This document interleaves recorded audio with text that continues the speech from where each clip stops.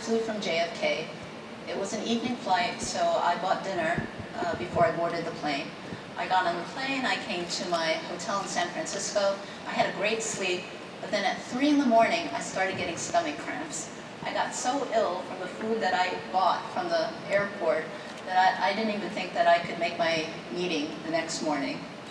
Last year, the Center for Disease Control estimated that 76 million people in the US got sick just from foodborne illnesses. 5,000 of us died. How many people here got sick from something you ate? Raise your hands. It's almost guaranteed that at least once in our lives we'll get sick from something we ate. But what if it didn't have to be that way? What if we had a technology that we could use to scan our foods and it could tell us that there are pathogens in our food? What would that look like?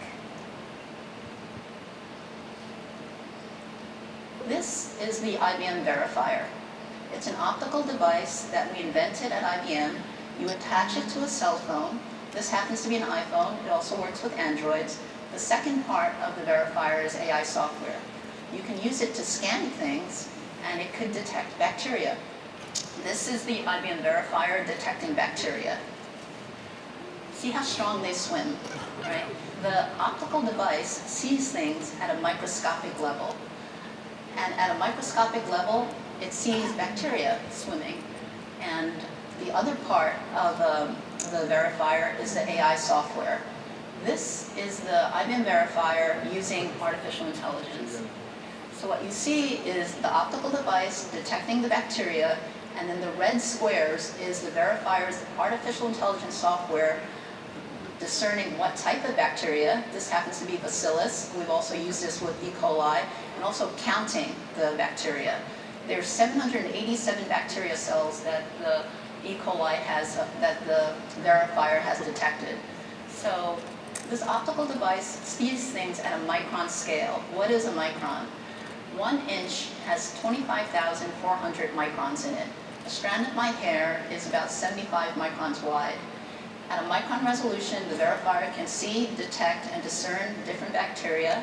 At 10 microns, it can see the difference between animal cells. At 100 microns, it sees the difference between plant cells. But the verifier not only detects bacteria, it can also detect counterfeit food products.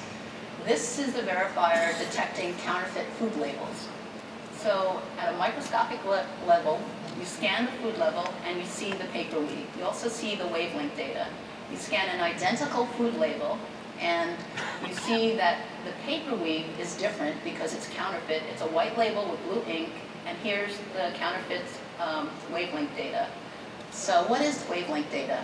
When light hits an object on this planet, the substance, any substance that light hits, its molecular structure absorbs that light and reflects it back at unique frequencies. Every substance in this earth, food labels, food products, you and I, we have unique wavelength frequencies. The top graph is the wavelength frequency of that counterfeit food label. The bottom is of the authentic food label. The bottom graph is the wavelength data of the counterfeit food label. So you could tell whether this government inspection certificate was authentic. You could tell whether this organic certification was authentic. You could tell whether this food label was authentic. It not only works with food labels, but you could also scan surfaces of food to see what its cellular structure looks like. This works not only with food, but you could use it to authenticate drugs. We've used it to authenticate clothing and metals and any substance on this earth. But the verifier not only works with solid foods we eat, it also can be used to detect counterfeit cooking oils and wines. This is a verifier detecting authentic olive oil. And what you see is extra virgin olive oil, and it captures its wavelength data. And then you see here regular olive oil, and it captures its wavelength data. The top graph is extra virgin olive oil. The bottom graph is regular olive oil. To the human eye, the olive oils look the same. To the cell phone camera, the olive oils look the same. But to the verifier, to the optical device that's capturing the wavelength data, and the verifier AI software, it could clearly tell the difference that somewhere in the middle, that olive oil has been switched. When it was packaged at the grower, it was extra virgin olive oil. By the time it got through shipping, transportation, it got substituted, diluted, and now it's regular olive oil. 73% of the extra virgin olive oil coming into the US is mislabeled or counterfeit. We've done this not only with olive oil and other cooking oils. We've used this to tell the difference between red wines, Cabernets. We've used this to tell the difference between white wines. We have a global problem with whiskey. Whiskey is getting diluted with Coca-Cola. In the U.S., in the U.S., apple juice is getting diluted with caramel-colored water. We have a global problem with honey. Again, this works not only with cooking oils and liquids we drink, but this works with any type of oils and liquids. We've used this to tell the difference between petroleum products, other chemicals, and other types of animal feeds as well. So, but you know, why should we just have a detector on our cell phones? Where else could we put these sensors? So, not only could we have the verifier attached to our cell phones, but let's make it more pervasive, right?